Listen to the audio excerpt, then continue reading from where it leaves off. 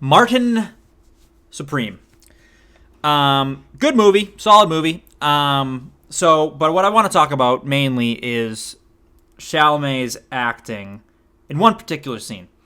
But I will, just to start off, I want to say a couple things. I like the character of Marty. So, preface this by saying I was surprised by the film because I was expecting a ping pong movie, which it isn't. Josh Safdie, you son of a bitch, you fucking tricked me. I went into this movie thinking, Benny Safdie directed The Smashing Machine, a completely different movie than anything the Safdies have ever done. So, since they're directing separately, that's exactly what I'll get from Josh. I'll get a completely different type of movie. I won't get Uncut Gems. I won't get Good Time. Fuck. Fucking nope. Fucking tricked you, is what he fucking should have said. It's fucking the same movie again. It's fucking Uncut Gems. It's fucking Good Time, where it's a character who's just cannot make the right decision, and he just keeps getting deeper and deeper into bullshit trying to get what he wants. Which isn't a bad thing. I was just expecting it to be about ping pong, which is, I think, a bit unfortunate for me because I would have preferred that, I think. But what I want to say about I like the character of Marty. I think I like Good Time better. I think I like this better than Uncut Gems, though. Uncut Gems probably I'm below. But like Robert Pattinson's character in Good Time, an all-timer. An all-time character. So fucking good. He's so funny. So good. Marty Supreme, he's under that. But I thought Marty Supreme was something I love are insults. I think a well-crafted insult is art. It's chef's kiss. It's beauty. Well, sure. In Marty Supreme, I guess I keep calling him Marty Supreme, which I'm going to keep doing, even though it's not his name. Marty Supreme is hurling some of the most fucking diabolic insults in the game. Let me read you one. The fucking crazy... And this man was his friend. You find out this man is his friend.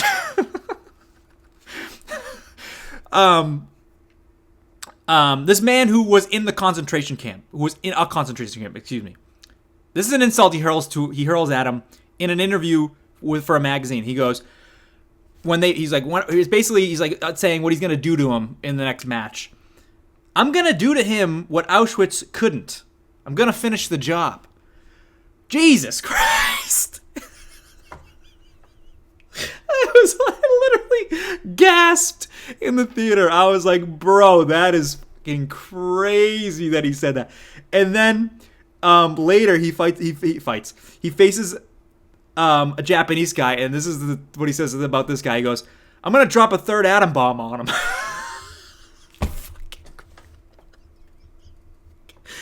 Fucking crazy. So fucking crazy. So I mean, it's funny in the same way that the Safdie brothers movie can be funny. Like there is comedy in there. So with that stuff like that. But excuse me. But some things I didn't like out the gate. I'm gonna say no, there wasn't a lot I didn't like. I mainly didn't like that it was just Uncut Gems and Good Time again. Mr. Wonderful, get rid of him. I didn't want him in it. He was fine. Like, he's not... I'm not going to say he was bad in it. I was just like, why is he in it? He was acting in the way where it's like, yeah, I believe you're a person in this world, but you're not, like, acting and making me go, like, wow, what a performance. Which is fine. It's just like, why did you get him to do it? He literally says the words, I'm going to make you an offer. Pulls me out of the movie. Hate that. And then I found out later this was ad-libs, but he says something at the end of the movie. He goes, I was born in 1601. I'm a vampire, and I am blah, blah, blah, blah, blah. And when he said it, it pulled me out of the movie because I said, I guarantee fucking you that is something he fucking says to people. It's like to make a deal, like I'm a vampire, and I've seen people like you my whole fucking life, and I understand success and blah blah blah blah blah blah blah blah blah. Who gives a fuck? I don't care. Stupid. I hated that. But whatever. That was whatever. So what I want to talk about specifically on this rant is I want to talk about Chalamet. He put in a beautiful performance. Very good performance. And this is going to spoil the movie because it's about the end. So he's ping-ponging Endo at the end there. And the moment he wins, I can't do what he's about. I can't do what I'm about to talk about. The facial expression he makes of it's like a frown and sad, but it looks, if you to a lay person, if you just saw the image of it, it looks like pure agony and sorrow and distress. However, in the context of what has just happened, you can tell it's extreme joy, it's triumph, it's a million emotions in one expression, which I thought was the best acting I've ever seen him do. Because I was like, I understand that. I felt I didn't cry, and I'll explain why that's more on Josh Safdie than Chalamet. I didn't cry, but I was overcome with emotion. Like I felt like, that's the only way I can describe it. I felt emotion. Like it was deep in me, this emotion, and it just like I felt what he felt, and that was in the performance, and it was unbelievable.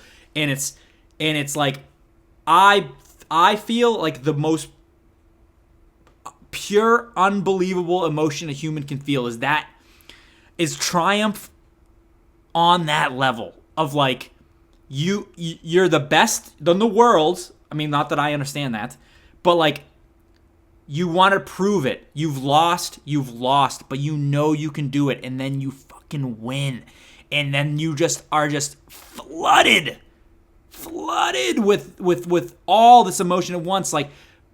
And he fucking nailed it. I'd never seen it. I was like, I knew that emotion, but I'd never really seen it in a movie. I've only seen it like an actual person achieving that. You know what I mean? So I thought that was unbelievable.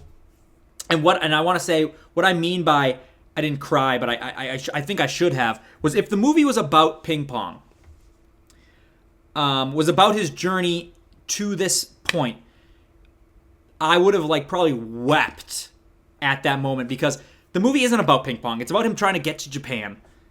And I don't really care. I didn't really care. It wasn't like a sport movie, which I'm a sucker for a fucking sports movie. So like if the movie was about him like achieving, like trying and winning and losing and blah blah blah blah blah, and making his way to Japan, finding out that he cannot play in the tournament to prove that he's the best, but then showing up to that exhibition match and it turning into a real match with stakes of like, we are the best, and then he in like his rematch, and then he does win, and he proves to himself and he proves to the world, even though it's not on the world stage, that he is the best. He can beat the best. And like I would have wept. It's a miracle. It's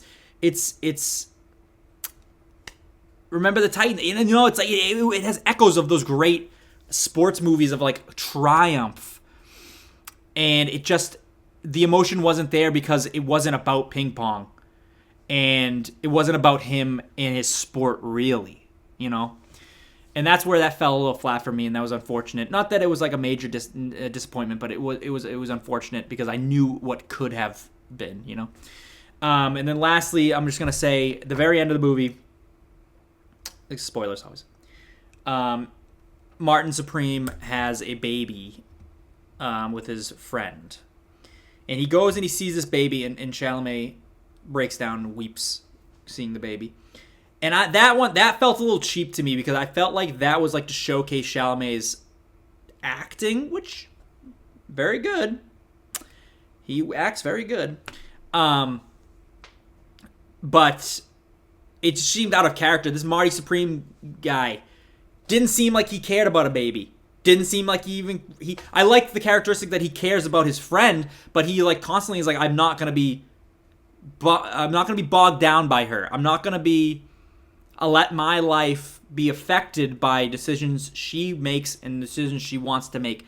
But then and it seems like he doesn't have any desire to be a father or anything. So like I was just like, I guess the point is like, now that he sees the baby, he's overcome with it, but it's like, didn't feel earned to me. Didn't feel earned. I don't know. So yeah, that's the rant's basically about that acting. Chef's kiss acting when he beats Endo, and other stuff like that. I also really loved when he brings the brick from the pyramid to his mom, and he goes, "We built that," and I was like, "Fuck yeah, dude, that's sick." Sick line, great lines like that.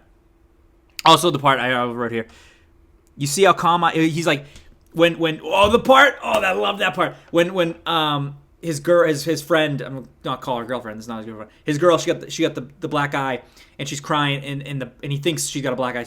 He thinks her husband beat her, and it starts to run. The makeup starts running, and he goes, "You see how calm I am right now?" So I'm looking down. "You see how calm I am right now?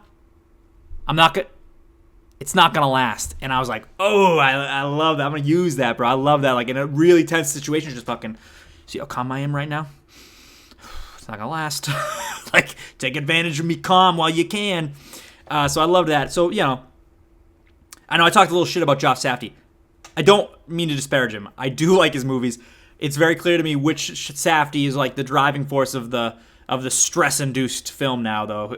As you can see, Benny doing Smash Machines, not like that at all.